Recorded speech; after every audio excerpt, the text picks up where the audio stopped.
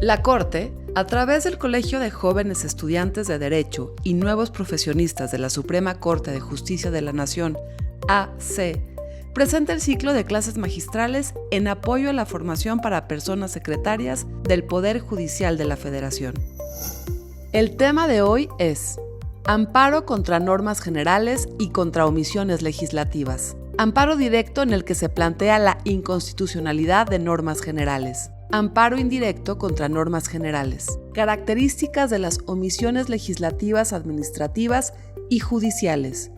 Distinción entre un acto negativo, omisión y laguna normativa. Tipos de omisiones legislativas. Amparo contra omisiones legislativas conforme a la Suprema Corte de Justicia de la Nación. Con el magistrado Rafael Coello Cetina, secretario general de Acuerdos de la Suprema Corte de Justicia de la Nación. Es maestro en Derecho Fiscal por la Universidad Humanitas, Colegio Superior de Ciencias Jurídicas, SC, licenciado en Derecho por la Universidad Nacional Autónoma de México y licenciado en Economía por la Universidad Autónoma Metropolitana. Ha cursado diplomados, seminarios y cursos en materia constitucional en varios estados de la República e impartido el curso Instituciones Fundamentales del Juicio de Amparo para formar personas secretarias del Poder Judicial de la Federación 2018. Ha sido profesor en la Universidad Iberoamericana, entre otras instituciones nacionales.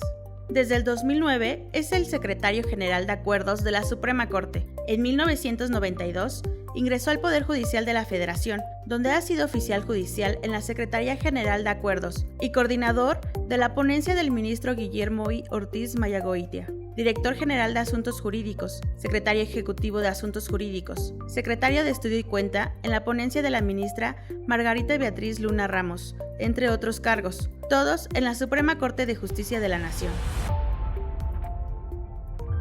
Primero, muy importante cuando hablamos del amparo contra normas generales, no olvidar que se trata de una vertiente, como dijera don Héctor Fix-Amudio en su momento, entendiendo al amparo como una confederación de instrumentos procesales. Estamos en presencia de un instrumento, de una serie de reglas previstas en la ley de amparo y en la jurisprudencia que van a regir los aspectos relacionados con la competencia para conocer del amparo, con la procedencia del amparo, los efectos de las sentencias e incluso los efectos de la jurisprudencia cuando el acto reclamado sea una norma general. Habrá entonces abundantes normas que nos van a dar un trato específico al juicio de amparo cuando se impugnan este tipo de actos. Y hay que tomar en cuenta que este tipo de actos tiene una especial relevancia en la conformación del orden jurídico. Son las normas generales, comenzando por la propia Constitución, tratados internacionales, leyes tanto federales, generales y locales, son las normas que buscan encauzar la conducta de todas las personas que se someten al orden jurídico del Estado mexicano. Son normas que sabemos que son emitidas con libertad de configuración, mayor o menor, según el parámetro de regularidad que rige el ejercicio de la potestad respectiva, y es donde tienen estos órganos del Estado la misión de encauzar, de llevar a buen puerto a la sociedad en su conjunto, de articular los múltiples derechos y bienes constitucionales que se ven involucrados en diversos aspectos de la vida cotidiana. De ahí la relevancia de contar con medios de control de la validez de este tipo de disposiciones. ¿Por qué? Porque una norma general que viola la Constitución se convierte en un acto que va a deslegitimar de manera cotidiana, permanente al Estado ante la sociedad. Son actos que deben controlarse de inmediato, como veremos hoy que ya tenemos una suspensión en la impugnación de normas generales con motivo de su entrada en vigor. Es entonces, sin duda, me parece, la categoría o el instrumento procesal dentro del juicio de amparo de mayor relevancia. Como ustedes podrán advertir y lo deben tener claro, durante los últimos 40 años, de 1984 al año 2024, ha habido una evolución de gran relevancia en este amparo contra normas generales. Tener muy en cuenta que Este control constitucional de normas generales se puede dar, por supuesto, tanto en la vía indirecta como en la vía directa. Es cierto que tendrá sus particularidades, como necesariamente lo mencionaremos el día de hoy. También vamos a encontrar una importante y de gran calado excepción al principio de definitividad, que habría que ver qué tan justificada se encuentra el día de hoy, cuando tenemos ya un control constitucional disperso entre todos los órganos jurisdiccionales del Estado mexicano, pero nos detendremos en esa importante excepción al principio de definitividad. También hoy este amparo contra normas generales, sin duda que se está transformando ante la tutela del interés legítimo en el juicio de amparo. Necesariamente nos detendremos en los múltiples efectos que tiene la tutela de intereses legítimos en nuestro amparo contra normas generales. También, como lo mencioné inicialmente, debemos detenernos en la suspensión de las consecuencias de las normas que causan perjuicio con motivo de su entrada en vigor. Ahí hay todo un mundo jurídico por explorar en múltiples posibilidades y aspectos muy interesantes de reflexión.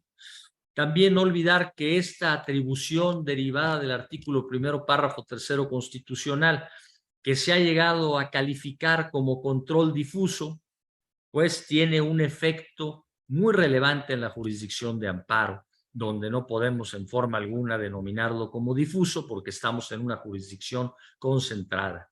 Este control constitucional pleno también debe armonizarse con las reglas del amparo contra leyes y nos detendremos un poco también en esa temática. Finalmente, llegaremos a este tema también de gran relevancia, que es el control de las omisiones del ejercicio de potestades normativas. Sabemos que tenemos diferentes especies de normas generales y en relación con la omisión de su ejercicio, de esas potestades, hoy la jurisprudencia se ha modificado de manera trascendente y permite su impugnación, lo que genera también múltiples interrogantes sobre la procedencia del amparo y los efectos de las sentencias correspondientes. Vayamos entonces al primer tema de esta tarde: el amparo contra normas generales con motivo de su entrada en vigor. Y un primer tema, un primer subtema en el que debemos estudiar y reflexionar es el que hoy desde la Constitución tenemos un nuevo concepto de ley autoaplicativa, es decir, de esa ley que desde que entra en vigor causa un perjuicio y por ende es impugnable dentro de los 30 días siguientes mediante el juicio de amparo, sin necesidad de que exista un acto concreto de aplicación en la esfera jurídica de las personas a las que se dirige esa norma general. Ahí está esa jurisprudencia de inicios de la novena época de 1997, donde se incorpora la teoría de la individualización incondicionada para decirnos será impugnable desde su entrada en vigor aquella norma general que cuando es vigente modifica la esfera jurídica de los sujetos a los que se dirige sin que exista condición alguna. Y hay a un desarrollo de cuáles pueden ser las condiciones, actos de autoridad con efectos particulares, actos de autoridad consistente en normas generales, actos de terceros, actos del propio sujeto de la norma. Esta jurisprudencia, para algunos, ha perdido su base constitucional. La primera sala, en los dos precedentes que mencionamos en las siguientes tesis, ha reconocido la existencia de un nuevo concepto de ley autoaplicativa a partir de la posibilidad de impugnar normas generales con motivo de la afectación a un interés legítimo, es decir, por la especial situación jurídica en la que se ubican los sujetos de la norma. Al parecer, la segunda sala no ha dado este cambio que sí ha reconocido la primera sala, aunque habría que ver con detenimiento los criterios de la segunda sala. Pero la primera sala sí ha ido más allá, pero nos ha dicho que esto no va en contra de la jurisprudencia del Pleno, que retoma esta teoría de la individualización incondicional. para algunos les digo es dudoso. ¿Por qué? Porque hoy aquellas normas que incluso su individualización esté sujeta a una condición, pueden ya estar causando una afectación a la especial situación jurídica de categorías de gobernados a los que se dirige. Me explico. Supongamos una norma que regula tipos penales. Tradicionalmente, conforme a esta teoría recogida en esa jurisprudencia del Pleno, una norma que tipifica una conducta no es de individualización incondicional. ¿Por qué? Porque se requiere una investigación por parte del Ministerio Público, hoy en día una carpeta de investigación, se requiere incluso una consignación, el que se judicialice esa carpeta, se requiere incluso una determinación del juez de control que trascienda la esfera jurídica de a la persona a la que se le atribuye esa conducta delictiva. Todas esas condiciones encontramos ahí y provocarían que la norma no fuera autoaplicativa por no causar perjuicio con motivo de su entrada en vigor. Sin embargo, hay que reconocer que existen normas penales que o bien pueden trascender a determinada categoría de personas vulnerables o impedir el ejercicio de determinados derechos como libertad de expresión que han permitido sostener a la primera sala que desde que entran en vigor esas normas están causando un perjuicio a determinadas categorías de personas. Y de ahí el que puedan considerarse como impugnables desde su entrada en vigor, más allá de esas condiciones tradicionales que impedían impugnarlas en tal virtud. Piensen incluso en delitos que tipifican conductas de servidores públicos, como recibir remuneraciones superiores a un tope fijado en alguna otra norma general. Esas normas, bajo la teoría tradicional, estaría condicionada la individualización a la investigación correspondiente y a la actuación tanto del Ministerio Público como del juez de control. Sin embargo, son normas que sí están dirigidas a modificar la especial situación jurídica de quienes, de los servidores públicos que pueden encuadrar su conducta en esas normas. Esto entonces me parece que debe llevarnos a sostener que actualmente nos encontramos ante un nuevo concepto de norma general autoaplicativa.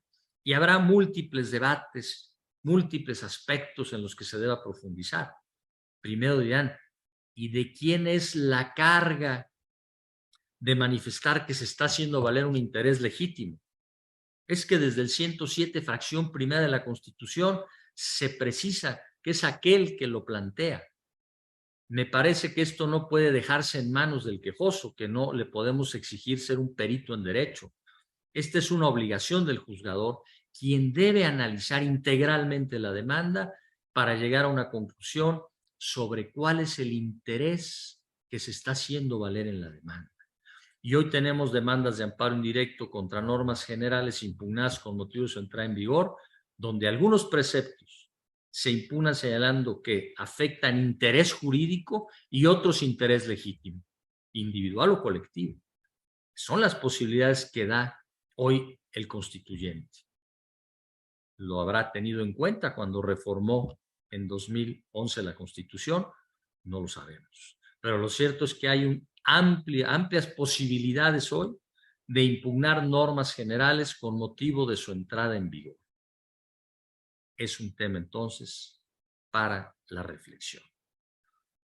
Segundo tema importante, porque estamos hablando de la impugnación ya de normas generales con motivo de su entrada en vigor, pero especialmente cuando se plantea el que estas normas afectan un interés legítimo o bien, sin plantearlo el quejoso, el juzgador advierte que un interés jurídico tradicional no se estaría afectando, pero sí trascienden a la especial situación jurídica de determinadas categorías de sujetos de derecho.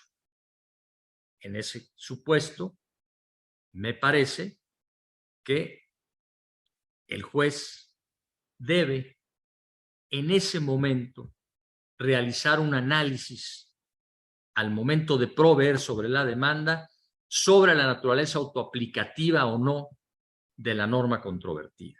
Y me dirán, pero cuidado con la jurisprudencia, porque la jurisprudencia claramente nos dice, atendiendo a la teoría subjetiva de las causas manifiestas e indudables de improcedencia, que no podrá desecharse la demanda cuando los argumentos que se tengan que desarrollar para llegar a esa conclusión sean argumentos propios de una sentencia de fondo por su complejidad.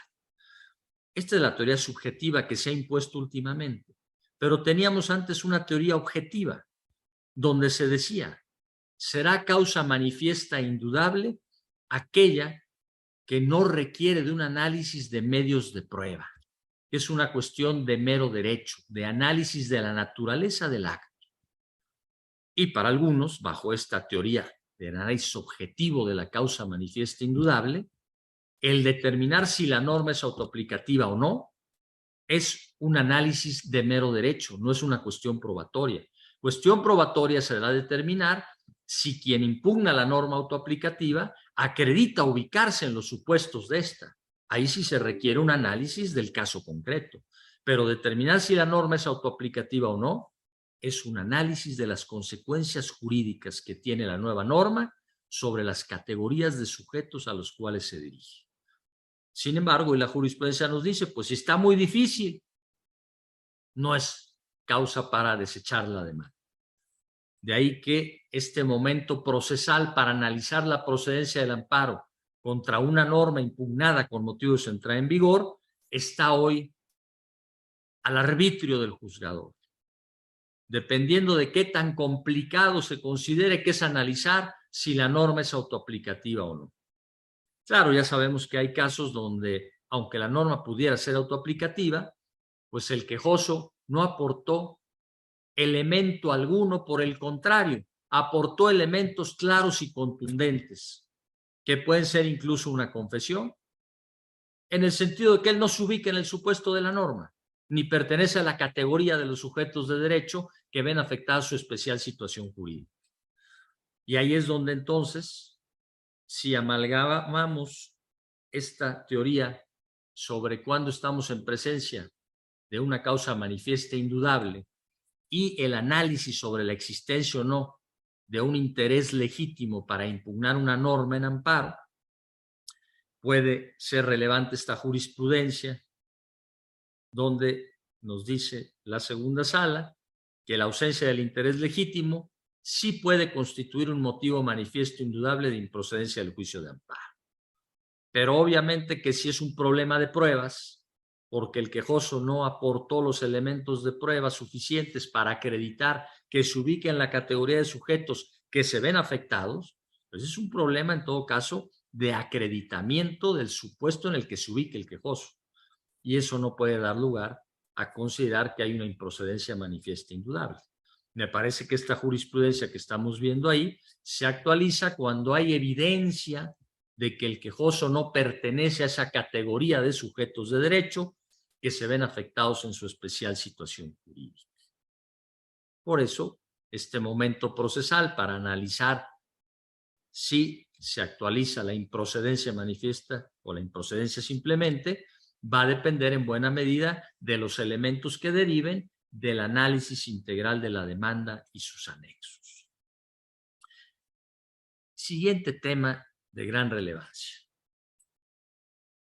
Hoy el artículo 148 de la Ley de Amparo señala con toda claridad en su párrafo primero que en los juicios de amparo en que se reclame una norma general autoaplicativa, sin señalar un acto concreto de aplicación, la suspensión se otorgará para impedir efectos y consecuencias de la norma en la esfera jurídica del quejoso. Esto provoca diversas reflexiones muy interesantes. La primera, ¿qué puede ser materia de suspensión en un amparo? Y alguien dirá, pues los actos reclamados. Si yo no reclamo una conducta en amparo, esa conducta no podría ser objeto de suspensión. Y cuando se impugna una norma con motivo de su entrada en vigor, tradicionalmente, ¿qué es lo que se impugna? Pues tradicionalmente solo se impugnaba la propia norma, porque además sabemos que por regla general si vamos a impugnar una norma no con motivo de su entrada en vigor, sino con motivo de su aplicación, los actos de aplicación ya deben existir. No pueden ser posteriores a la fecha de presentación de la demanda, porque en ese supuesto, en todo caso, tendría que ampliarse la demanda de amparo. Entonces, cuando se impugna una norma general con motivo de su entrada en vigor y se solicita la suspensión, pues tiene que precisarse también, y esto puede derivar del análisis integral de la demanda, que son actos reclamados los efectos y consecuencias de la norma general respectiva. Y esto va a ser relevante también para efectos de las autoridades que deben ser llamadas al juicio. En principio, no tenemos por qué llamar a esas autoridades que supuestamente van a ejecutar. Bueno, pues las tenemos que llamar de alguna manera para que esa medida cautelar que se llegue a conceder claramente se le notifique a estas autoridades, porque si no se les notifica, tendrán la obligación de cumplir ese mandato precautorio. Pues no, dirán: a mí mientras no me notifiques, yo ejecuto, y más que ejecutar, yo aplico la ley. Entonces, ese es un primer problema medio técnico, pero que es importante. Hay que analizar integralmente la demanda para advertir cuáles son las autoridades que están involucradas, no solo en la emisión de la norma general, sino también en su aplicación. De lo contrario, los efectos de la medida cautelar se complicarán. La eficacia de la medida cautelar podrá retardarse porque no llamemos al incidente de suspensión para que cumplan primero con la medida cautelar provisional las autoridades que tienen competencia para aplicar la norma cuyos efectos se están suspendiendo. Ese es un primer problema sencillo. Después, ¿cuál es la metodología para estudiar si procede o no la medida cautelar en contra de una norma general impugnada con motivo de su entrada en vigor?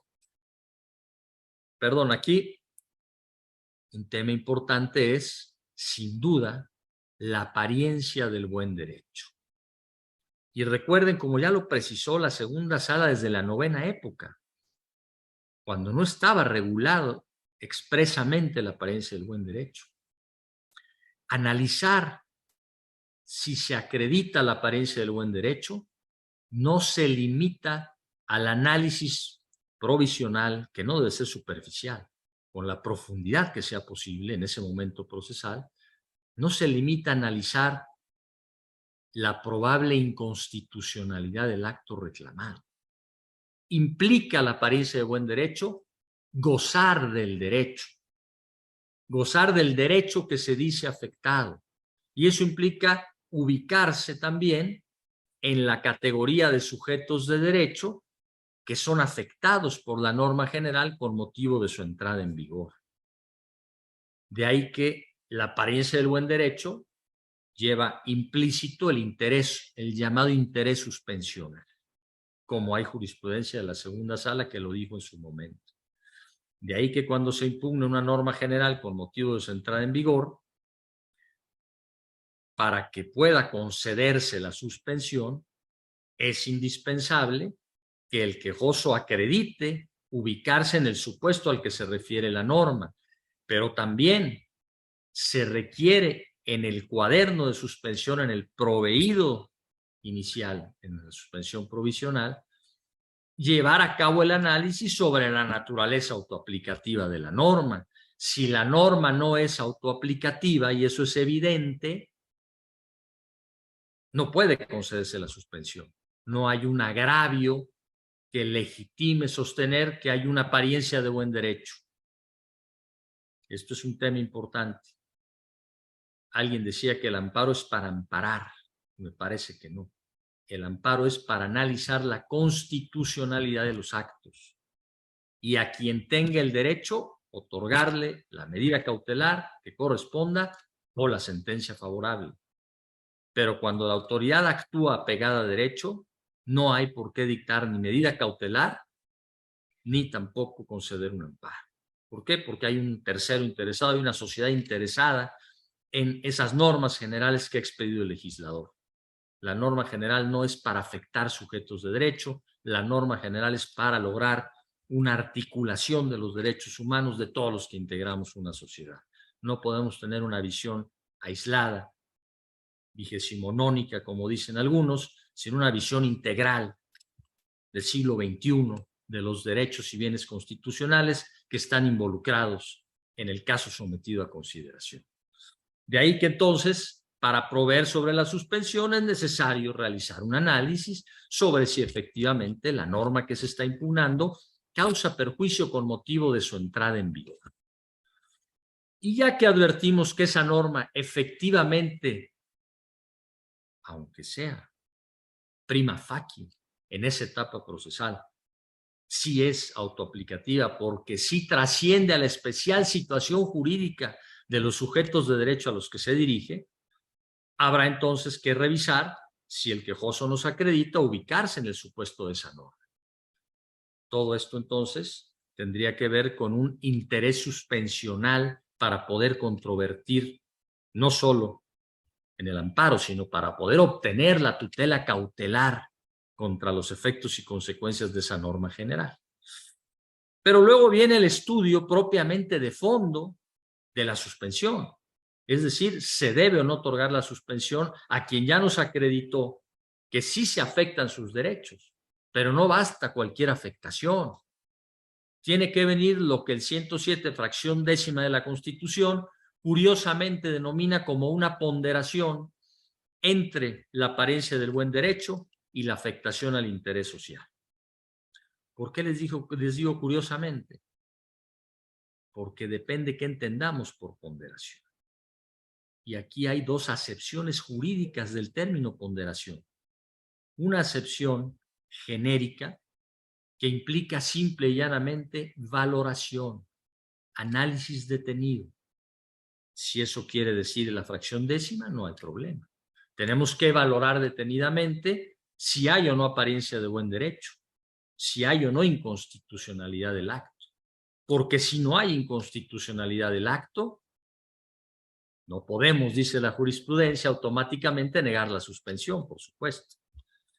Pero como lo realizan algunos juzgadores federales, si la norma general lo que busca es el interés social, el orden público, el equilibrio de derechos, y la norma evidentemente o en ese momento nos revela ser constitucional su estudio, pues el suspender sus efectos y consecuencias sin duda que afecta el interés social y el orden público.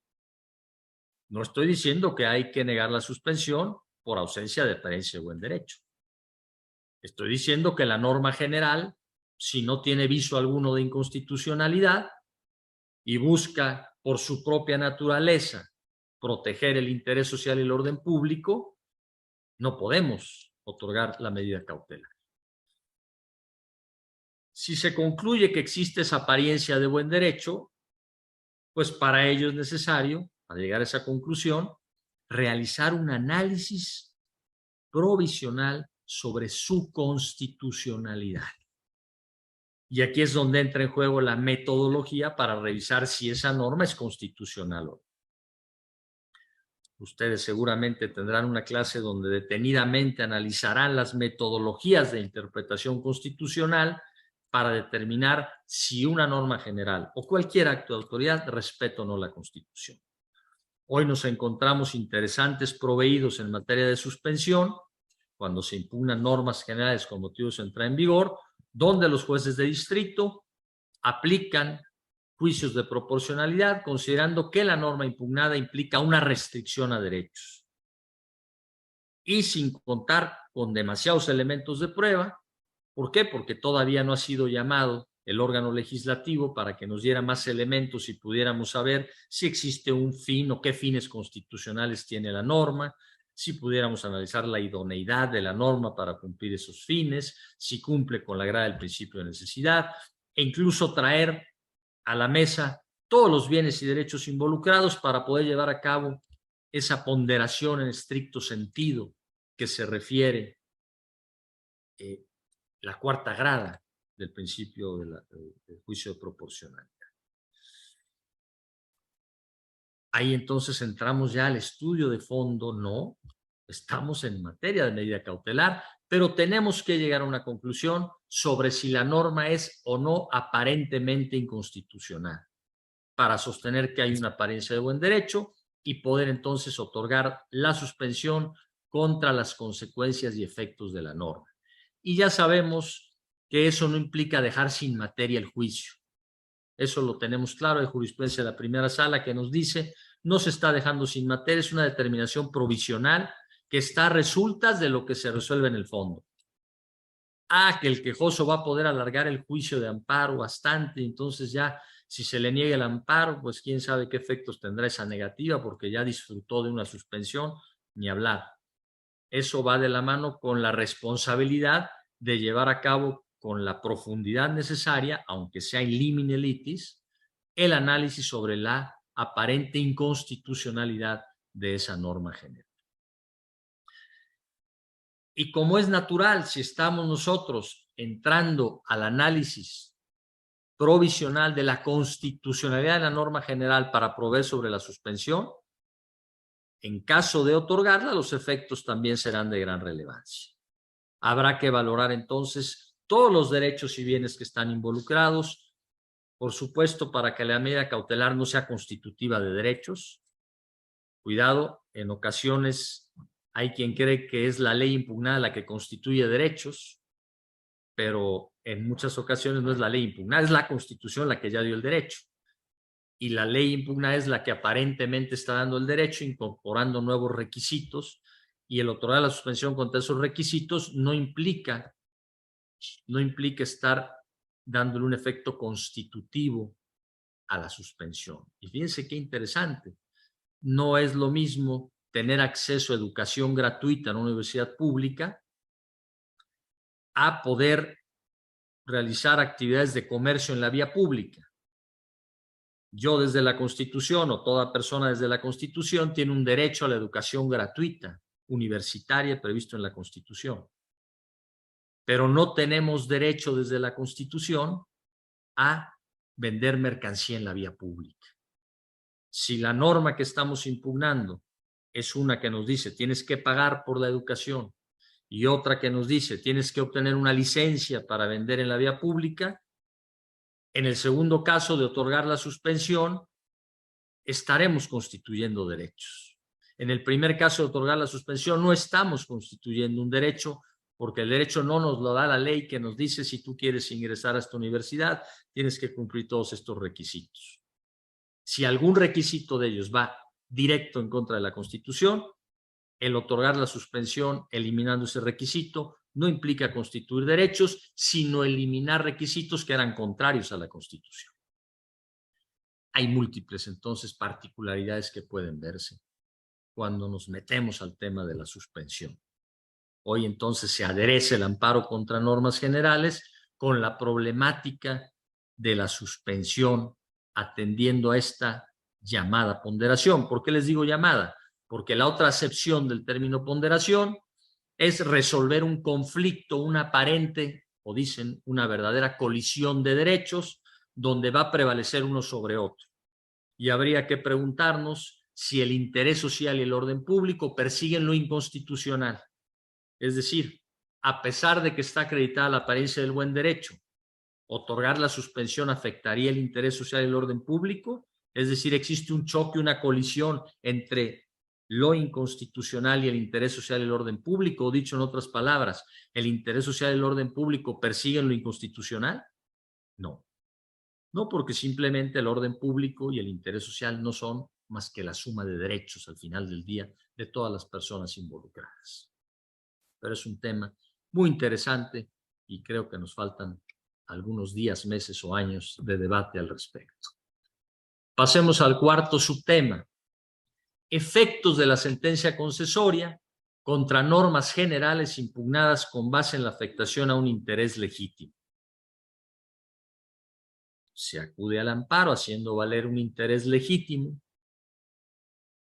Se advierte que el acto, en este caso la norma general, sí trasciende a la especial situación jurídica de una colectividad, lo que se da especialmente en materia de tutela al derecho ambiente y otros derechos difusos, pero tenemos ejemplos muy interesantes. Esta tesis de 2020 de la segunda sala, derivada del amparo en revisión 610-2019, es muy reveladora del ensanchamiento de estos efectos protectores. No solo, como vemos adelante en el texto que transcribimos, del efecto general que se le imprime.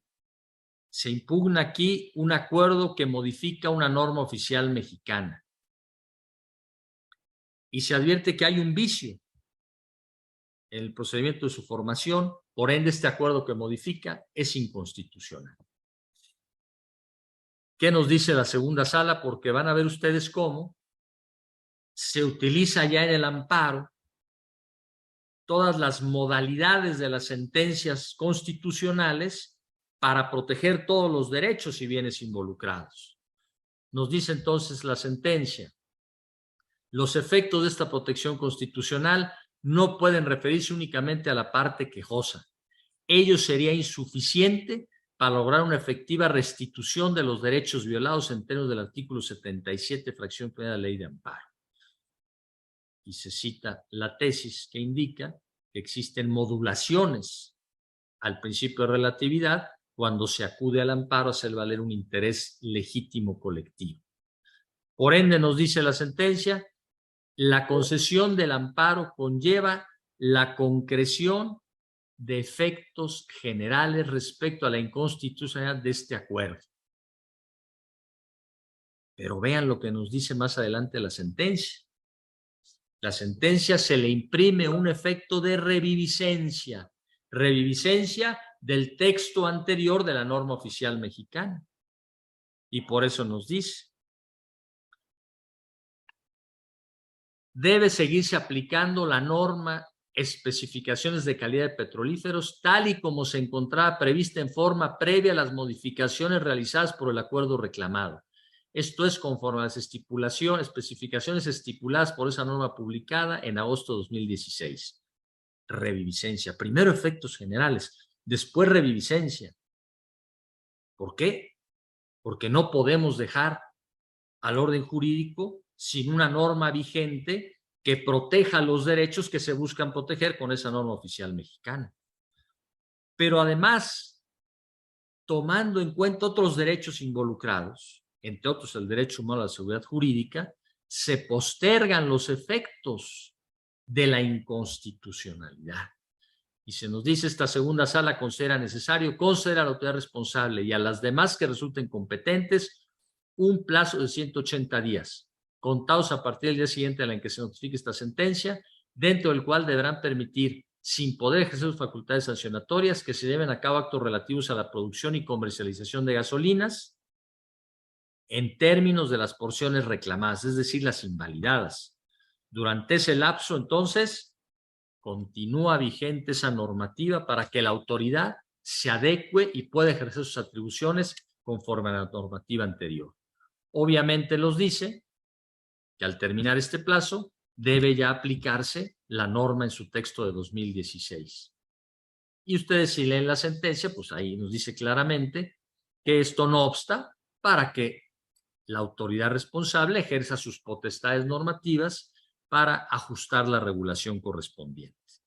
Vean ustedes entonces cómo hoy en el amparo contra normas generales impugnadas con motivo de su entrada en vigor, tenemos trascendentes modificaciones que permiten una mayor protección de derechos humanos a mayor sujetos de derecho. Al final del día, para lograr una mayor eficacia de la Constitución. Estoy a sus órdenes. Dediquémosle unos minutos a responder sus preguntas. Muchas gracias, magistrado Cuello Cetina. Tenemos algunas preguntas. Julio Dorantes plantea lo siguiente. En el contexto de los efectos de la medida cautelar contra una norma general, en caso de que el quejoso omita señalar una autoridad responsable, la juzgadora de amparo puede, en suplencia de queja, notificar a las autoridades responsables. Muchas gracias. Muy interesante la pregunta. Muy interesante porque se analiza la demanda y se advierte que no está señalada como responsable una autoridad a la que le corresponde aplicar la norma general controvertida. Y estamos hablando de la suspensión provisional. Fíjense entonces aquí la relevancia del análisis que se lleva a cabo en el cuaderno principal sobre la demanda, porque ahí es donde debemos precisar cuáles son las autoridades responsables. Y si no está señalada como responsable quien puede aplicar esa norma, tiene el juzgador que realizar un análisis integral de la demanda y a partir de ese análisis integral llegar a la conclusión sobre si falta señalar como responsable a esa autoridad. Y eso se puede advertir incluso de los conceptos de violación o del capítulo relativo a la suspensión, donde se solicite esta respecto de sus efectos y se haya aludido a alguna autoridad.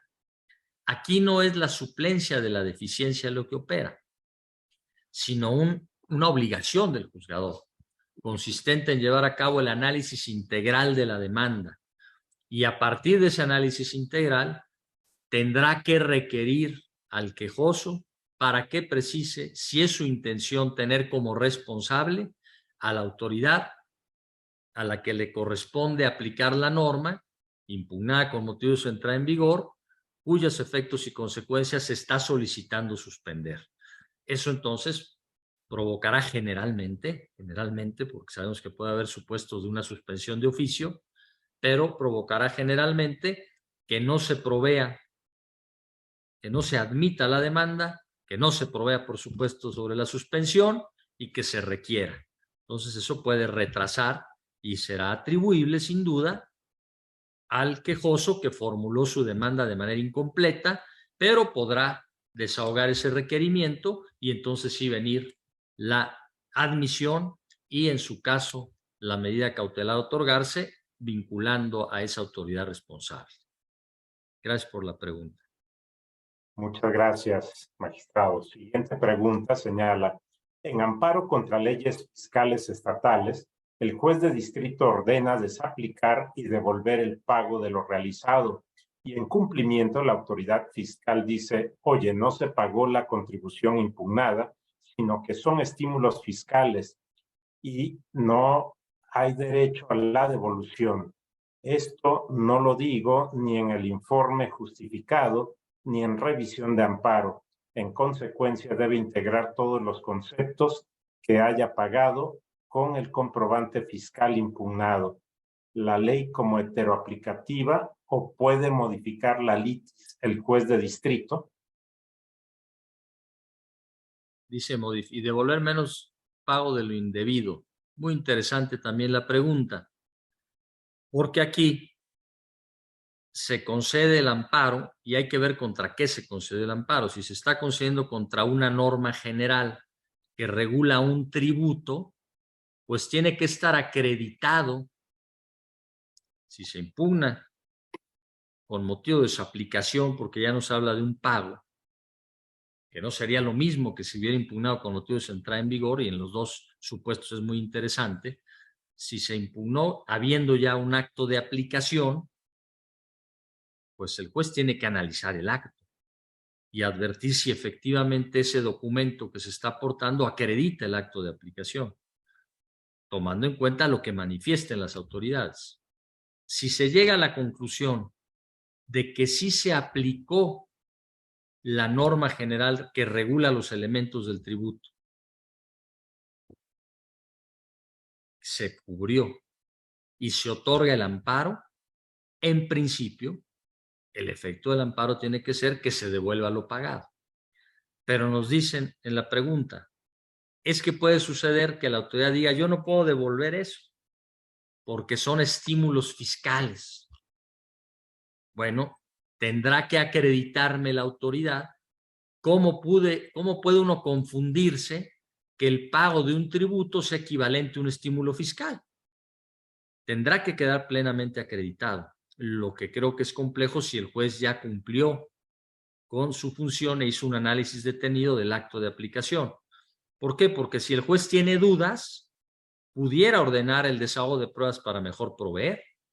Es decir, a ver, autoridades, aquí, ¿qué es lo que se pagó? Me están diciendo cosas incongruentes, no queda claro. Aunque citan un artículo, pues no queda claro qué está pagando el contribuyente. Y ahí se requieren esas pruebas para mejor proveer. No hay que olvidar que el juez tiene esa atribución. Por eso hay que recabar el acervo probatorio necesario. Si se hizo o no se hizo y viene la autoridad en ejecución y dice, no, es que eso no fue el pago del tributo, pues se requiere que la autoridad acredite plenamente que en realidad no se trató del pago del tributo. Y en un caso extremo, pudiera entonces sostenerse que hay una imposibilidad jurídica para el cumplimiento de la sentencia porque el quejoso pues le mintió al juez, lo que puede entonces generar un problema de responsabilidad penal, pero no me queda muy claro cómo puede acreditar la autoridad que ese pago no obedece al pago de un tributo, sino de un estímulo fiscal. Tal vez el estímulo fiscal está aplicado para reducir el monto a pagar y entonces la autoridad diga, oye, momento, aquí debía pagar mucho más. Pues sí, pero pagó algo. El estímulo fiscal está reduciendo. Eso que pagó es inconstitucional, se lo tienes que devolver. Pero podría haber otras mecánicas de cálculo del tributo muy interesantes que nos llevaran a mayores reflexiones. Con los elementos que nos proporcionan, esa es mi respuesta. Gracias. Muchas gracias, magistrado. Ana Eloísa Heredia García pregunta, ¿cuál es el primer antecedente donde la Suprema Corte resolvió respecto a una omisión legislativa? Ese es el último tema y puede considerarse como primer precedente, uno resuelto por la primera sala bajo la ponencia del señor ministro Saldívar Leo de la Rea en relación con la expedición de, me parece, Ley de Comunicación Social. Me parece que es el primer precedente, puedo estar equivocado, pero creo que es donde la primera sala acepta la procedencia del amparo contra omisiones legislativas y así vamos avanzando con el último tema, dado que siempre el tiempo es limitado. ¿Alguna otra pregunta? No es pregunta, es una petición que hacen si pudiera ahondar en el término reviviscencia. Con todo gusto. Gracias. El efecto de una sentencia constitucional denominado reviviscencia implica que una norma general que había perdido su vigencia la recobre. Y aquí hay que recordar que existen dos tipos de reviviscencia, aunque hoy pareciera quererse olvidar que existe una de ellas. Una reviviscencia es como consecuencia estrictamente jurídica. Es decir, hay un acto legislativo que en sus transitorios deja sin efectos expresa o implícitamente otra norma general. Y el caso más sencillo es la derogación o abrogación expresa, para no profundizar en debates. Se deroga una ley. Se impugna esta ley en un medio de control, tradicionalmente en una acción de inconstitucionalidad, y se determina que el decreto respectivo está todo viciado, no vale. La invalidez de este decreto provoca la pérdida de efectos de sus transitorios y de la fuerza derogatoria o abrogatoria de ese decreto. Esto es reviviscencia. ¿Por qué reviviscencia? Porque la norma anterior había perdido su vigencia. Solo la recobró gracias al efecto de la sentencia. Si no hubiera declaración de invalidez, no habría resurgimiento de la norma. Es la reviviscencia como consecuencia normativa. La otra especie de reviviscencia, también denominada por mandato pretoriano, es cuando la norma impugnada presenta un vicio material que no implica que el acto legislativo pierda sus efectos ni la fuerza derogatoria o sustitutiva de la norma anterior. Sin embargo, el tribunal, advirtiendo que es necesario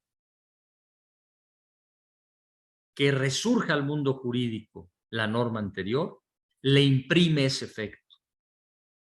el resurgimiento al mundo jurídico de esa norma general no es consecuencia jurídica necesaria de la invalidez del acto legislativo, porque no se invalidó en su totalidad ni su fuerza abrogatoria o derogatoria, sino que la sentencia advierte que al expulsar del orden jurídico esa norma, dados los bienes jurídicos, los derechos que se buscan tutelar, es necesario que siga estando vigente la norma anterior. Hay casos muy interesantes en colegiados, donde desde hace varios años, 10 años, 8 años, se impugnó la validez en amparo directo de la regulación del llamado secuestro exprés, y al advertir y hacer un comparativo de las penas aplicables, se advertía que había una desproporcionalidad. Hoy tenemos un derecho a la proporcionalidad de las penas en la Constitución, y el colegiado determinó que era inconstitucional. Sin embargo, sostuvo cómo es que yo voy a otorgarle un amparo para que sea liberada esta persona que está plenamente acreditado que cometió la conducta delictiva. Por ende, revive automáticamente la norma previa que también tipificaba y sancionaba el secuestro exprés. Y vendrán algunos defensores de las visiones aisladas y dirán, pero ¿cómo? Si esa norma no estaba vigente cuando cometió la conducta delictiva y le están creando la norma. No, a mí me parece que sí había una norma que tipificaba y que la pena aplicable al momento en que se cometió iba más allá de lo que debía ser. Y por ende hay que aplicar la que estaba previamente, que también fue emitida por el mismo órgano legislativo, y no está el Poder Judicial creando una pena, sino la que la pena ya estaba ahí establecida. Eso es lo que puedo profundizar sobre el tema de la... Muchas gracias, magistrado. Son todas las preguntas en este bloque. Con gusto. Gracias. Vayamos al siguiente bloque. Amparo contra normas generales con motivo de su aplicación. Este amparo contra normas generales con motivo de su aplicación, hay que reconocer que da lugar a la posibilidad de impugnar las normas generales desde que se sufre la aplicación o agotar los medios ordinarios de defensa que procedan contra ese acto de aplicación, y en su caso entonces tener que agotar la jurisdicción ordinaria e ir al amparo directo a plantear la inconstitucionalidad de las normas con las particularidades que mencionaremos. Por cuestión de tiempo voy a abarcar en este bloque tanto el tema 2 como el tema 3. Comenzamos entonces con la posibilidad de impugnar en amparo indirecto las normas generales con motivo de su entrada, de su aplicación. Primero, no olvidar, pueden impugnarse con motivo de su aplicación tanto las normas autoaplicativas como las heteroaplicativas. Esa distinción es útil y es relevante para determinar qué normas se pueden impugnar con motivo de su entrada en vigor. Pero hoy la ley de amparo, y desde hace muchos años, por reformas impulsadas desde la propia Suprema Corte, porque una sala de la Suprema Corte estaba sobreseyendo al considerar extemporáneas las demandas donde se impugnaban normas autoaplicativas con motivo de su aplicación. Esto provocó que en otro contexto muy diferente se lograra adicionar lo que hoy está en el artículo 61, fracción 14, párrafo primero de ley de amparo, donde nos dice que no se entenderá consentida tácitamente una ley por no haberse impugnado con motivo de su entrada en vigor, sino con motivo de su aplicación. Es una norma autoaplicativa impugnada con motivo de su aplicación. No transforma su naturaleza, sigue siendo autoaplicativa, pero se puede impugnar con motivo de su aplicación. Eso no lo olvidemos. Siguiente aspecto relevante, les mencioné de una excepción al principio de definitividad. Esto tiene consecuencias importantes y está hoy en el 61, fracción 14, pero miren, es la ventaja de que no traemos diapositivas y entonces así como que nadie vio y le ponemos el párrafo correcto. Es el párrafo tercero, ¿verdad?, de la ley de amparo.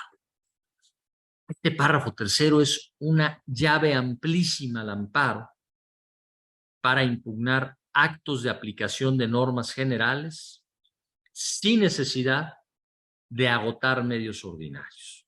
Tiene sus límites, sin duda. No es lo mismo el amparo administrativo que el amparo judicial. Ya sabemos que en el amparo judicial, si quiero impugnar un acto dentro de juicio, ese acto primero tiene que tener una ejecución de imposible reparación. Y el amparo administrativo también nos dice, tiene que trascender a derechos sustantivos. Y habrá que revisar entonces con detenimiento los actos dentro de los procedimientos administrativos seguidos en forma de juicio para advertir cuáles tienen esa afectación. Cuando hay facultades decisorias que desarrolla la autoridad administrativa y no meras facultades investigatorias que no causan perjuicio al sujeto visitado, si hablamos de una tradicional visita domiciliaria. Pero sin duda que este párrafo tercero abre la puerta de manera considerable al amparo para que, sin agotar el medio ordinario, se pueda promover el amparo indirecto, en primer lugar, contra actos de aplicación. Y ojo, que esto implica que en la demanda de amparo se le pueden atribuir vicios tanto a la ley como al acto de aplicación. Es que es una trampa. Están impugnando la ley a sabiendas de que se les va a negar el amparo. Pues sí, pero si es el primer acto de aplicación como regla de procedencia del amparo contra normas generales, no habrá inconveniente en que el quejoso puede atribuirle vicios de legalidad, los llamados vicios propios al acto de aplicación. Hay una tesis de la primera sala que con toda claridad lo señala y ha sido tradición. Y todos los acuerdos generales que han regulado competencia delegada claramente señalan que el tribunal colegiado debe remitir a la Corte el amparo en revisión para que acá se estudie la constitucionalidad y después se regrese al colegiado para que estudie los vicios de legalidad del acto de aplicación. Es decir, hoy no hay razón para que un juzgador de amparo solo estudie la constitucionalidad y negando el amparo diga ya no te estudio la legalidad porque eso no es materia de este amparo. De ninguna manera tienen que estudiarse tanto los vicios de inconstitucionalidad de la ley como los vicios propios del acto de aplicación. Eso no olvidarlo, por favor. Sabemos que en algunos lugares no se toma en cuenta.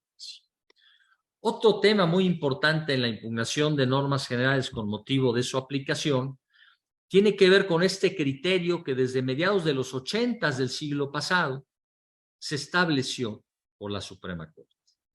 La posibilidad de que las normas generales sean impugnadas con motivo de su aplicación llevada a cabo por un particular, sea el propio quejoso o un tercero. No estamos hablando de actos de particulares equiparables a actos de autoridad. Estamos diciendo que desde el siglo pasado, en los años 80, el Pleno de la Suprema Corte reconoció que si un particular se aplica o aplica a un tercero una norma con el objeto de evitar un perjuicio por no aplicar la norma, en ese momento se está aplicando la norma en perjuicio de quien resiente la afectación respectiva. Y esto entonces abrió, sobre todo en materia tributaria y en materia administrativa, amplias posibilidades de impugnar normas generales, no con motivo de actos de aplicación provenientes de autoridad, sino provenientes de particulares, fuera el propio quejoso, contribuyente, administrado, o fuera un tercero que actuara en auxilio de la administración un particular. Esto ha dado lugar a innumerables problemas, primero reconociendo la amplitud del amparo contra normas generales. Y después hemos encontrado interesantes conductas muy discutibles donde se pretende sostener por los quejosos que tuvieron conocimiento del acto de aplicación años después de que tuvo lugar. Ya la segunda sala, por fortuna, hace algunos años, fijó jurisprudencia donde nos dijo, cuidado, si el quejoso tuvo noticia de la afectación patrimonial e indudablemente esta afectación provenía del pago de un tributo, y él fue el que tenía bajo su resguardo los recursos respectivos y los entregó al tercero, no puede venir años después aduciendo que no sabía cuál era el origen, la fuente de la afectación. Ha habido entonces múltiples problemas. ¿Por qué? Porque eso no implica, como sabemos, que las normas generales puedan en primer lugar impugnarse con motivo de su aplicación implícita. Es decir, no es indispensable que la autoridad cite la norma general correspondiente. Si el quejoso sabe qué norma le están aplicando, puede impugnar dentro de los 15 días siguientes.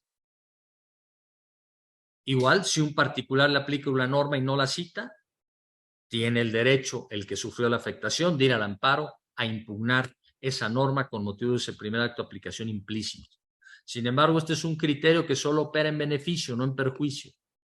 Es decir, si no tenemos noticia, no sabemos qué norma nos están aplicando y nosotros no impugnamos y a los meses siguientes nos vuelven a aplicar esa norma y vamos al amparo, no se puede aducir que estamos impugnando la norma con motivo de su segundo acto de aplicación. ¿Por qué? Porque el primero no lo conocimos y no fuimos al amparo. Podemos impugnar el segundo, pero eso es muy diferente a inventar que no subimos qué norma nos aplicaron hace 10 años y hoy venimos a impugnar porque hace 10 días nos dijeron que nos aplicaron hace 10 años la norma, hoy venimos a impugnar esa norma. Eso es utilizar estos criterios de beneficio para generar una grave afectación al Estado mexicano y al final del día a los sujetos, a los demás particulares que se ven beneficiados con el ejercicio del gasto público, porque este es un tema esencialmente tributario. Entonces, este tema no hay que olvidarlo. No se ha modificado por el hecho de que hoy en día exista la procedencia del amparo contra actos de particulares. Actos de particulares que pueden o no ser equiparables a actos de autoridad. Séanlo o no séanlo, si hay ese acto de aplicación, se puede ir al amparo dentro de los 15 días siguientes. Eso ha existido desde hace años y se puede dar incluso en relaciones entre particulares, hoy con normas generales cuya aplicación puede implicar violación relevante de derechos humanos. Siguiente subtema. El interés legítimo también es y de gran relevancia en la impugnación de normas generales con motivo de su aplicación. Y esto le falta todavía un largo trecho de desarrollo. Magistrado. Sí. Magistrado, disculpe que lo interrumpa. Fíjese que estamos viendo su pantalla, pero estamos viendo el Zoom en lugar del documento de Word en el que se está apoyando. Sí. A ver si es posible. Claro. Volver a compartir para ver qué sucedió. Listo. Parece que ya. Ya se ve perfectamente. El punto 7 está. No, disculpe la molestia. No, al contrario. Aquí estábamos entonces abriendo el tema 2. Ahí está la tesis que les mencionaba de la primera sala en cuanto a los planteamientos de vicios de legalidad, de 98 la tesis. Luego ya esta posibilidad de impugnar normas generales aplicadas por particulares, las principales jurisprudencias que se integran, se aprueban las tesis hasta inicios de la 9ª época, aunque venían ya desde la 8ª época, incluso desde finales de la 7ª época estos criterios. Y estamos ya con el tema del interés legítimo y la impugnación de normas generales con motivo de su aplicación. Aquí también hay mucho que decir. ¿Por qué? Porque el acto de aplicación, si bien tradicionalmente trasciende a la esfera jurídica del sujeto que resiente directamente la afectación, no hay que olvidar que también las afectaciones reflejas o indirectas implican una afectación a interés legítimo individual.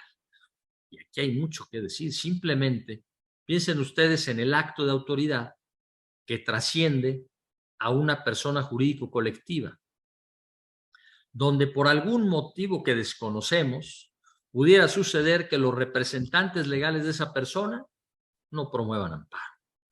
Sin embargo, los socios, a sabiendas de que ese acto les va a afectar cuando venga el momento de la distribución de dividendos o cualquier otro derecho que tengan en relación con ese otro patrimonio, pues puedan ir al amparo por esa afectación indirecta. Esto abre el campo de posibilidades de impugnación de los actos de una manera considerable. Ahora, el hecho de que el legislador en la ley de amparo no haya previsto debidamente estas posibilidades y cómo, en un aspecto de ingeniería procesal, cómo deben acumularse los juicios y cómo debe actuarse, no implica que se desconozca la existencia de una afectación indirecta refleja a la esfera jurídica de terceros. Los actos de aplicación de normas generales, al igual que cualquier acto de autoridad administrativa, o incluso, no podríamos decir jurisdiccional, porque ahí no hay tutela de intereses legítimos, pero acto de autoridad administrativa va a tener consecuencias indirectas, reflejas sobre otras esferas jurídicas. Y hay que reconocer que aquí entonces se amplían las posibilidades de impugnación en amparo. Este es un ejemplo muy interesante. El amparo en revisión 134-2021, resuelto por la primera sala el 16 de febrero de 2022, en una impugnación de concesiones en materia minera, donde el acto de aplicación se impugna por comunidades y pueblos indígenas, quienes aducen una afectación a su interés legítimo, a partir de una falta de consulta. Y fíjense, no es lo mismo la falta de consulta al emitir la ley minera que la falta de consulta al emitir los actos permisivos. Para algunos, el tema de la consulta en relación con actos legislativos todavía merita reflexión detenida. Hay mucho que decir, pero cuando hablamos de actos administrativos es indiscutible que si el acto trasciende a la esfera de las personas que se ubican en una especial situación jurídica, como fue el caso de estas comunidades donde hay un párrafo en la sentencia donde se aborda lo relativo, pues ahí está su interés legítimo para impugnar ese acto de aplicación y atribuirle vicios a la norma general impugnada, a la norma general aplicada en ese acto de autoridad. Hay un amplísimo ámbito de posibilidades para que se haga valer el interés legítimo cuando se impugnan actos de aplicación de normas generales. Y esto al final del día lo único que exige es la adopción de las medidas procesales adecuadas para impedir el dictado de medidas cautelares contradictorias o de sentencias contradictorias. Peor aún cuando tenemos una jurisdicción de lo contencioso administrativa en donde se pueden impugnar los mismos actos administrativos. Alguien tiene que articular este sistema de administración de justicia. ¿Podrá la jurisprudencia? Es buena interrogante. Al que le toca sin duda en principio es al legislador. Esperemos que algún día lo logre. Otro tema importante entonces aquí pues son los efectos del amparo, que ya lo mencionamos, lo vimos en el caso de la norma oficial mexicana. No conviene que profundicemos demasiado en las particularidades entonces del amparo que se concede cuando se hace valer interés legítimo. Ya vimos hasta dónde puede llegar. Se le pueden llegar a atribuir auténticos efectos que me parece que no deben calificarse de generales, porque hoy la Constitución, si vemos nosotros el 107, fracción primera de la Constitución, es importante ver el texto constitucional. Vean lo que nos dice el 107, fracción segunda, párrafo primero. Las sentencias que se pronuncien en los juicios de amparo solo se ocuparán de los quejosos que lo hubieran solicitado, limitándose a ampararlos y protegerlos si procediere, en el caso especial sobre el que verse la demanda. Es cierto que el texto anterior prohibía declaratorias generales, pero para algunos eso se eliminó por el procedimiento de declaratoria general. Habrá que ver cuál es la causa. Lo cierto es que el amparo debe referirse, como lo dice este párrafo primero, solo se ocuparán de los quejosos que lo hubieran solicitado en el caso especial sobre el que verse la demanda. ¿Cómo podemos articular esto con la tutela de intereses legítimos colectivos o individuales? pues hay que reconocer que en esos casos la conformación de la parte quejosa es diferente. La parte quejosa está acudiendo al amparo porque lo permite el legislador a través de cualquiera de las personas afectadas por el acto de autoridad. No hay una regla que limite la legitimación procesal para hacer valer esos intereses. Intereses colectivos que, si nos vamos a ver la regulación de acciones colectivas en el Código Federal de Procedimientos Civiles, sí vamos a encontrar que hay limitación a la legitimación procesal, que no es aplicable supletoriamente al amparo, porque se trata de norma que delimita negativamente el derecho de acceso a la justicia, ¿no? Hay que entender que en la ley de amparo existió la intención, hay un silencio, no una omisión, de no exigir una legitimación procesal especial para hacer valer la tutela de intereses legítimos individuales o colectivos. Cualquiera de los que componen esa parte quejosa compleja puede ir al amparo. Y si se otorga el amparo va a trascender a la parte quejosa con su propia complejidad. Si es la colectividad, trasciende a la colectividad.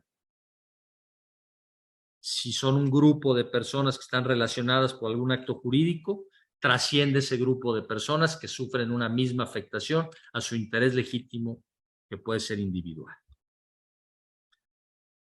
De ahí entonces que me parece que no son sentencias propiamente con efectos generales, sino sentencias que trascienden la esfera jurídica de la colectividad que acudió al juicio de amparo a través de cualquiera de sus integrantes, porque la ley no exige que acuda un integrante en específico. Ahora, cuando hablamos del amparo que se concede contra normas generales, tenemos jurisprudencia entonces tradicional, como la primera que ven ustedes ahí. Protección al quejoso contra su implicación presente y futura. ¿Qué implica esto? No se le puede aplicar la norma mientras no se reforme. Tendrá un amparo que durará mientras la norma general, cuya inconstitucionalidad se declara una sentencia de amparo indirecto, no se modifique. Eso lo sabemos bien. Y hay debates muy interesantes cuando se da fusión de sociedades y alguna de ellas trae un amparo contra una norma general. Ahí es también muy interesante que no será lo mismo la fusión que una simple compra de una empresa a otra, donde la que tiene el amparo compra a otras, no hay mayor problema. Ahí hay muchas posibilidades diferentes que normalmente no será un amparo lo que provoque normalmente, lo que provoque ese acto mercantil o la naturaleza de esos actos mercantiles, pero a veces han influido. Después tenemos en 2009 esta sentencia, esta jurisprudencia también muy interesante por la materia tributaria que nos preguntaban.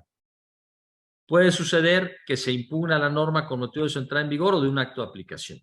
Y en el curso del juicio se siguen dando actos de aplicación y el quejoso, para evitar cualquier grave afectación, sigue cumpliendo con la norma que implica pagar o implica aceptar cualquier afectación. Viene el amparo y nos dice esta jurisprudencia, en el procedimiento de ejecución, el juez debe sujetar a todos los actos de aplicación, claro está, posteriores al primero, y vincular a las autoridades a que cumplan con la sentencia, dejando sin efectos todos los actos de aplicación. ¿Alguien podría sostener era necesario que se ampliara la demanda respecto de cada acto? No. Como todos son actos de aplicación de lo estimado inconstitucional, en el procedimiento de ejecución, claro, siempre al quejoso le conviene planteárselo al juez y decirle, hay todos estos actos, pero si el juez advierte que existe alguno, pues requerirá a las autoridades responsables de la aplicación de que le informen cuáles fueron todos esos actos de aplicación para que en ese procedimiento se logre echar abajo sus consecuencias.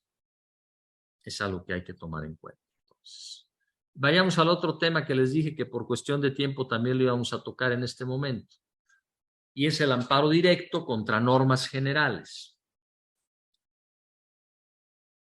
Desde que surgen los tribunales colegiados de circuito, se abre la posibilidad de que en la demanda de amparo directo se haga valer la inconstitucionalidad de normas generales. Al principio esto provocó debate sobre si era competente o no el juez de distrito, pero al final la Corte dijo, hombre, si la impugnada es una sentencia definitiva, pues tiene que ser amparo directo, porque es el acto reclamado, y vía jurisprudencial se dijo, lo que después se recoge en la ley de amparo, con las particularidades de que la norma general no va a ser acto reclamado. En amparo directo, la norma general no puede impugnarse porque el acto reclamado es la sentencia definitiva que le puso fin al juicio, resolviéndolo no en lo principal. Y se podrá en los conceptos de violación, nos dijo la tercera sala, se podrá en los conceptos de violación plantear la inconstitucionalidad de las normas generales que se hayan aplicado en la sentencia o en el procedimiento previo o incluso en el acto administrativo de origen. No es acto reclamado, por ende también se sostiene, no se llamará como autoridades responsables a las autoridades legislativas. Y sabemos cómo desde finales de la octava época, pues el órgano legislativo venía a la revisión en amparo directo y decía, me declararon inconstitucional mi norma y con eso se otorgó el amparo. Y por mayoría de votos, la Suprema Corte sostuvo que la autoridad legislativa no puede ir a la revisión en amparo directo para defender la constitucionalidad de la norma general, porque esta no es acto reclamado. Lo que se vuelve muy discutible cuando comenzamos a utilizar metodologías de análisis de constitución de normas generales que implican analizar los fines de la norma y los medios de prueba que acreditan la existencia de sus fines, porque no basta decir que el fin es tal. Deben existir medios que nos digan que efectivamente la sociedad presenta una problemática que amerita esa norma. El juicio de proporcionalidad requiere de una valoración de acervo probatorio sobre las diferentes gradas. Y si no llamamos a la autoridad que emite la norma, ¿cómo el juez va a contar con todos los elementos? Entonces, es todo un tema. La indefensión en la que queda la autoridad legislativa en el amparo directo. Porque es cierto que no es responsable, pero en ocasiones hay normas generales que en realidad buscan encauzar la conducta de 4 u 8 agentes económicos. Y si 2 o 3 o 4 tienen una sentencia en amparo directo donde se nulifica un acto de autoridad administrativa, autoridad reguladora, porque se estima que la norma que sirve de base es inconstitucional, la norma perdió su eficacia y no se escuchó al órgano legislativo. Entonces, es relevante esta reflexión porque el órgano legislativo no emite normas para beneficiarse, emite normas para el beneficio de la sociedad. Y si no escuchamos al órgano que está tutelando a la sociedad, no estamos escuchando a la sociedad. No hay que dejar de lado esta problemática entonces del amparo directo contra normas generales. Hay múltiples tesis también que nos dicen, pues cualquier norma general se puede impugnar en amparo directo. Hay que tener cuidado hoy en un contexto de control constitucional derivado del primero párrafo tercero, donde en la jurisdicción administrativa se pudo plantear la inconstitucionalidad directa o indirecta de una norma general, no se plantea y se pretende introducir en amparo directo. Por ahí tenemos una jurisprudencia de la segunda sala que abre esa posibilidad así hacerlo, pero debe tener sus límites.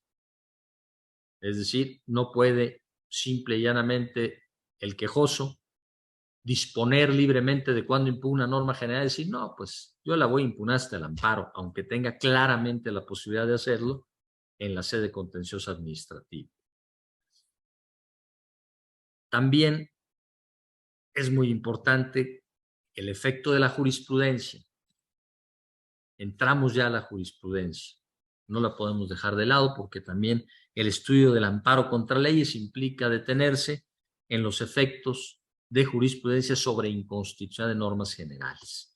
Y aquí tenemos esta importante tesis del año 2004 que después se recogió en jurisprudencia del Pleno de la Suprema Corte, en cuanto a que si hay jurisprudencia sobre la inconstitucionalidad de una norma general, en amparo directo, como ni siquiera es acto reclamado, el hecho de que se esté impugnando un acto de aplicación posterior al primero no impide que se analice la constitucionalidad de la norma general. Esto hay que tenerlo como referente. En amparo directo se nos dice, si existe esa jurisprudencia, tienes la obligación de aplicarla y estudiar, aunque sea el 10º y 20º acto, estudiar la validez. Si no hubiera jurisprudencia, se preguntarán, ¿no? Si no hay jurisprudencia, ¿qué sucede?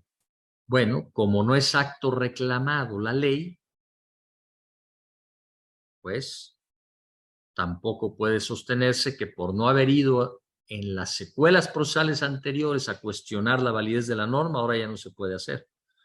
Claro está, si estamos en la misma secuela, en el mismo acto administrativo, y no se ha impugnado, se puede hablar ya de un consentimiento, que incluso afectaría el ejercicio de la potestad del primero párrafo tercero constitucional.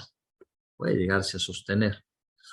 Pero si son diferentes actos administrativos, no hay ningún inconveniente que respecto de cada acto administrativo, el administrado agote su juicio contencioso y en cada uno promueva su amparo directo y haga valer en conceptos de violación la inconstitucionalidad de la norma. Y dirán, es que en un primer amparo directo ya dijeron que esa norma era inconstitucional, ya hay cosa juzgada. No, porque esa improcedencia opera respecto del acto reclamado en un juicio previo. Y la norma general, en estos casos, no fue acto reclamado en el amparo directo previo, no opera ahí entonces la improcedencia por cosa juzgada, ni por litispendencia, al no ser acto reclamado. Si hay una improcedencia que en amparo indirecto provocaría el sobreseimiento, ¿cuál es la consecuencia en amparo directo? Ya lo saben ustedes, como no es acto reclamado, no se puede sobreseer, sino que se declara la inoperancia del concepto de violación respectivo. En cuanto a los efectos de la sentencia de amparo directo, pues como no es acto reclamado la norma general,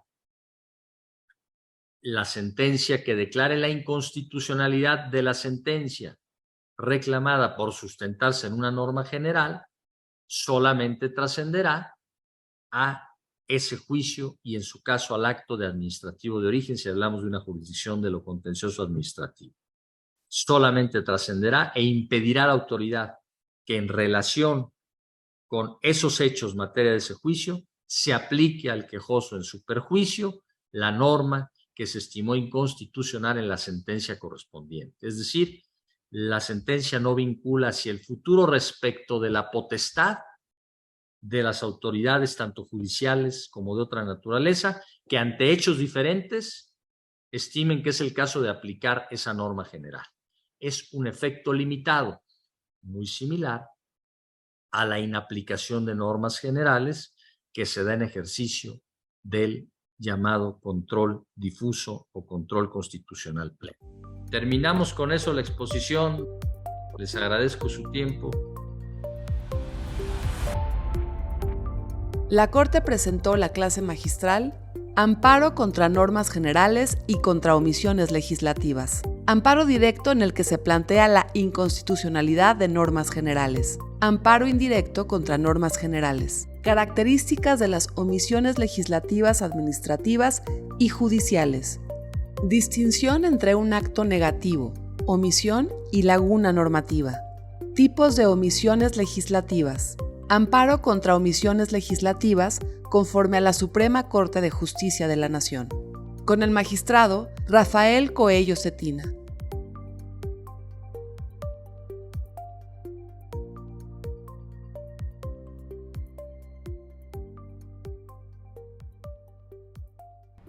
La Corte contigo.